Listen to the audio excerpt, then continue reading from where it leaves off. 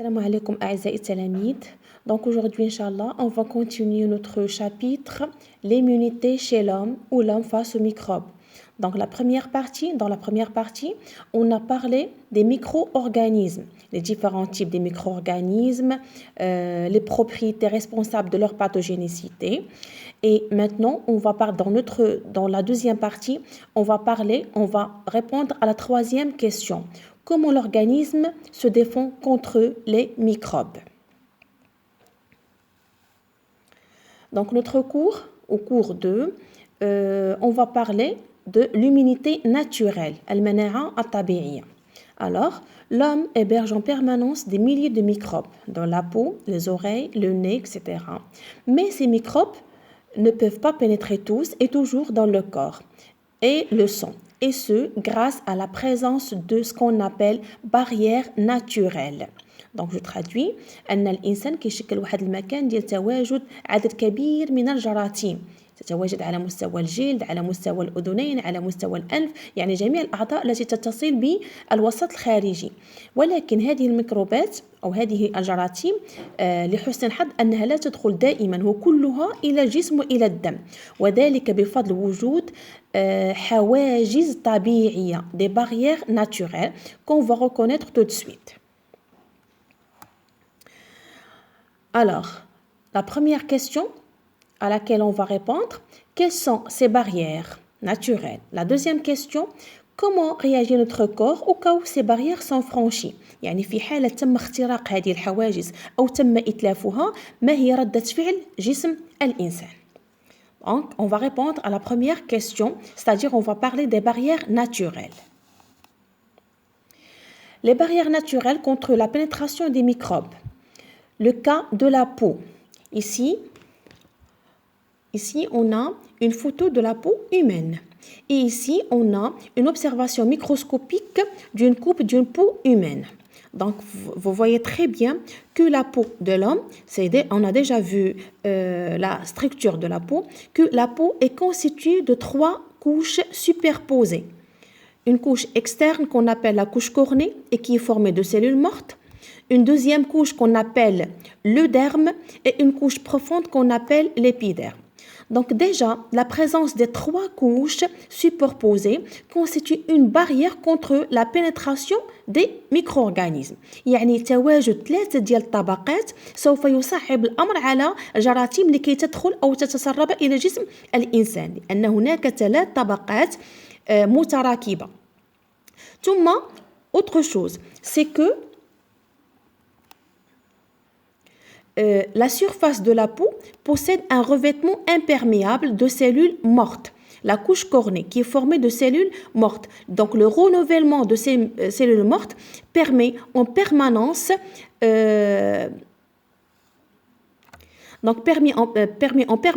l'élimination des micro-organismes présents dans cette couche cornée. يعني تواجد الجراثيم على مستوى القشرة القرنية المتكونة من خلايا ميتة بفضل تجديد هذه الخلايا الميتة يتم إزالة جميع الجراثيم العالقة بها وبالتالي عندنا هنا على مستوى الجلد عندنا 2 ديال الأشياء اللي كتخليه كيشكلنا واحد الحاجز متين هي تواجد 3 طبقات متراكبة وأن تجديد مستمر الخلايا الميتة يمكنان من منع تسرب الجراثيم إلى الجسم. Donc, ce que je dois retenir, c'est que la peau représente donc une barrière importante contre la pénétration des microbes dans le corps. On va parler maintenant d'une autre barrière naturelle. C'est le cas des muqueuses. L'archia al-makhatia. Donc, c'est quoi les muqueuses? Les muqueuses, ce sont des revêtements cellulaires qui tapissent certains organes du corps qui sont en relation avec le monde extérieur. الأغشية المخاطية هي واحد النسيج اللي كيغطي لنا المسالك الداخلية لبعض الأعضاء. مثلا غادي نلقاو المسالك التنفسية، المسالك الهضمية، المسالك التناسلية، المسالك البولية. Donc ces muqueuses constitue une barrière naturelle. Comment? Donc, on va voir l'exemple de la muqueuse des voies respiratoires. Vous voyez très bien, ici, on a la muqueuse des voies respiratoires. On voit très bien ici la présence de certains cils, ahdab, donc avec plus grand grossissement, ces cils vibratiles sont en mouvement permanent, donc qui permettent en permanence, en continu, l'élimination de certains corps étrangers ou micro-organismes. يعني بفضل هذه الأهداب تتحرك باستمرار، كتتحرك وبالتالي تقوم بإزالة ومنع تسرب الجراثيم داخل الجسم. Donc هنا c'est le cas de la muqueuse des voies respiratoires et ce sera la même chose pour les autres muqueuses, c'est-à-dire les muqueuses génitales, urinaires ou digestives. Donc, les voies respiratoires sont recouvertes d'une muqueuse qui comprend un épithélium pseudostratifié, cilié, riche en cellules calciformes et des glandes séromuqueuses qui produisent le mucus. إذا تواجد هذه الأغشية المخاطية والتي تتميز بوجود واحد طبقة من الأهداب التي تتحرك باستمرار، وكذلك تقوم بإفراز واحد المادة اللي كنسميوها المخاط.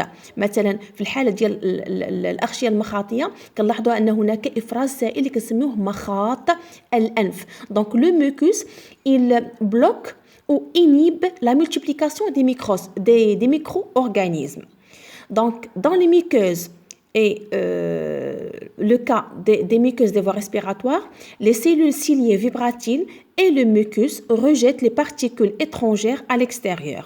Donc l'ensemble, c'est-à-dire la présence des cils et la présence du mucus, l'ensemble constitue une barrière pour protéger les poumons et le reste du corps. Et c'est le cas des autres muqueuses dans notre corps. Ici, on a un document qui résume toutes les barrières ou les protections, soit mécaniques, soit chimiques. Donc, quand je dis des protections mécaniques, c'est les muqueuses respiratoires, la peau, les muqueuses digestives, les muqueuses génitales. D'accord? Ce sont des protections ou des barrières mécaniques. Ici, on a des barrières chimiques. C'est le cas des larmes, le mucus, la salive, larmes de moue, mucus المخاط الأنف, la salive اللعاب, la sueur العرق, les sucs gastriques, les sécrétions vaginales chez la femme, إفرازات المهبلية عند المرأة, et les sécrétions du sperme chez l'homme, إفرازات المني عند الرجل. إذا هذه الإفرازات هذه تؤثر كيميائيا على تكاثر الجراثيم، إما بفضل pH الذي يكون مخالفا للpH الملائم لتكاثر الجراثيم، أو بفضل ملوحتها، يعني تؤثر كيميائيا على تكاثر الجراثيم. وبالتالي فين ما كنلقاو حاجز ميكانيكي كنلقاو معزز بحاجز كيميائي. إذا بجوجهم كيكونوا لنا واحد الحاجز متين ضد تسرب الجراثيم.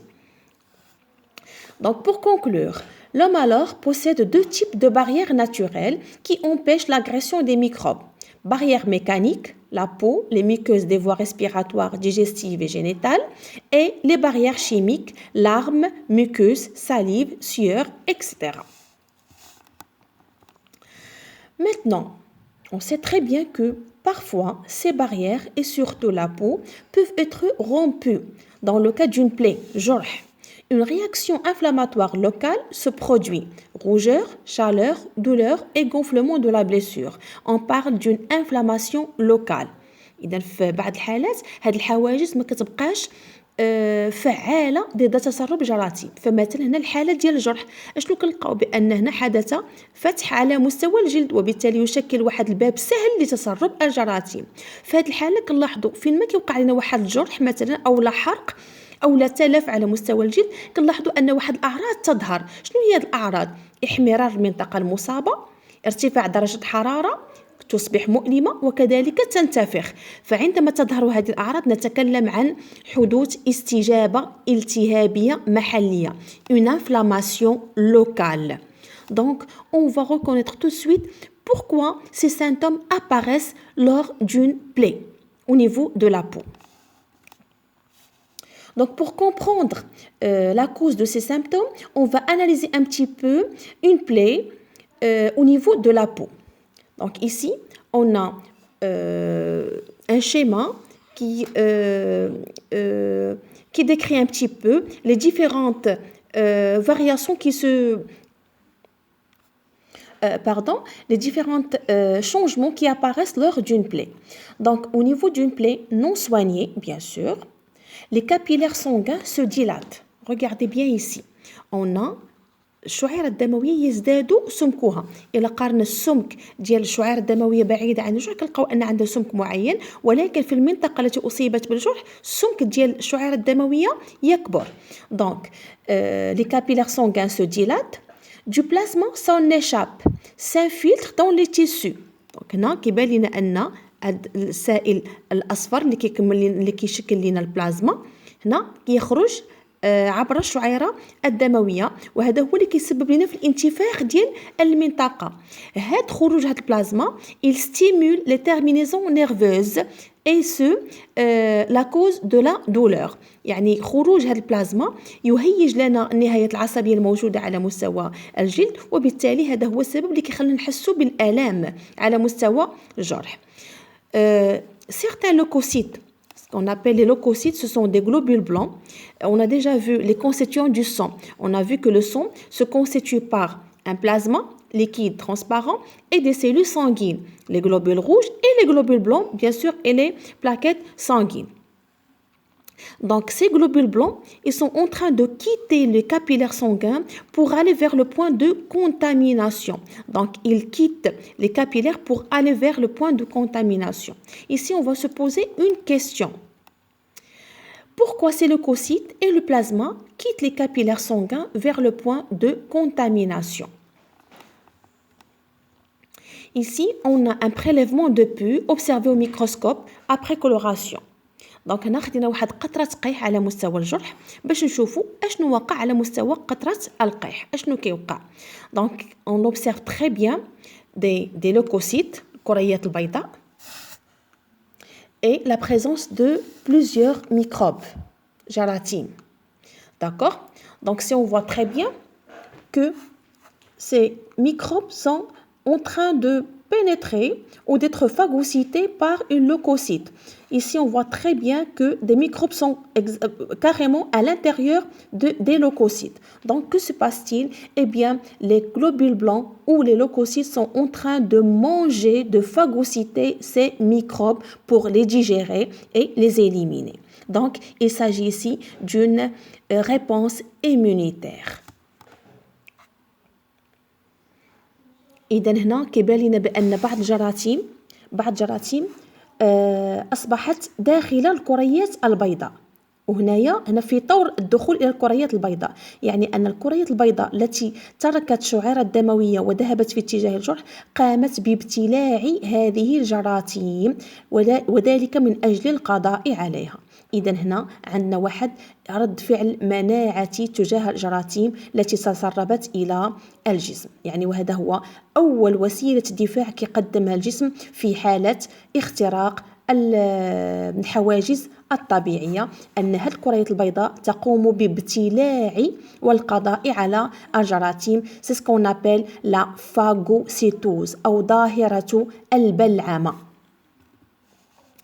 Ici, on a les différentes étapes de la phagocytose. Un petit schéma qui résume les différentes étapes de la phagocytose. Donc, la première étape, ici, on a une phagocyte, خلية بلعمية. Phagocyte, c'est la cellule, la leucocyte qui phagocyte les bactéries. Donc, la phagocyte, la première étape, c'est l'adhésion, التثبيت أو الالتصاق. أن الكرية البيضاء تقوم بتثبيت الجرثوم، تثبته حتى لا يتمكن من الحركة. Ensuite, il va l'absorber ou le digérer. Ici, on a la bactérie, elle est à l'intérieur carrément de la phagocyte et grâce à la sécrétion des enzymes, la bactérie va être digérée et ensuite expulsée à l'extérieur de la globule blanche. Donc voilà les différentes étapes de la phagocytose. إذن عندنا مرحلة ديال التثبيت ثم إحاطة هذه البكتيريا حتى تصبح داخلها، وبالتالي ثم إفراز أنزيمات إفراز أنزيمات من أجل هضم هذه البكتيريا، وعندما تقوم بهضمها تقوم بطرحها خارج الخلية البيضاء الكرية البيضاء.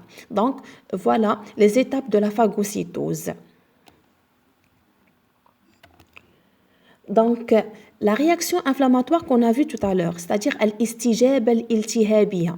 Donc, la réaction inflammatoire se produit donc pour faciliter la phagocytose. إذا هذه الاستجابة الالتهابية اللي شفنا فيها احمرار وانتفاخ فهي حدثت لكي تسهل خروج البلعميات خارج الشعيرة الدموية لكي تقوم بظاهرة البلعمة. إذا الاستجابة الالتهابية ou l'inflammation locale se produit pour faciliter la phagocytose. Donc pour conclure, la phagocytose est une réaction inflammatoire immédiate, فورية et non spécifique, غير نوعية, qui se produit en permanence pour englober, tuer et digérer tous les microbes et corps étrangers. إذا هذه البلعمة هي واحد استجابة مناعتية فورية، يعني فور حدوث جرح تظهر لنا أعراض الاستجابة الالتهابية. عندما نرى أعراض الاستجابة الالتهابية نتعرف أن هناك ظاهرة البلعمة، ثم أنها غير نوعية. ما معنى غير نوعية؟ أنها تتصدى لجميع الجراثيم دون التمييز بينها، سواء كانت فطريات مجهرية أو بكتيريات أو فيروسات، فهي تتصدى لها دون التمييز بينها. Et la phagocytose enfin se réalise grâce à des cellules particulières, les cellules phagocytaires. Donc, pour conclure, l'organisme humain possède une immunité naturelle, innée, qui agit sans tenir compte du type de microbes combattus. Cette immunité naturelle est matérialisée par des barrières mécaniques et chimiques et la phagocytose. Donc voilà, on a terminé avec cette partie concernant l'immunité naturelle. On se revoit, Inch'Allah, pour les autres parties du même chapitre, l'immunité chez l'homme. Bon courage.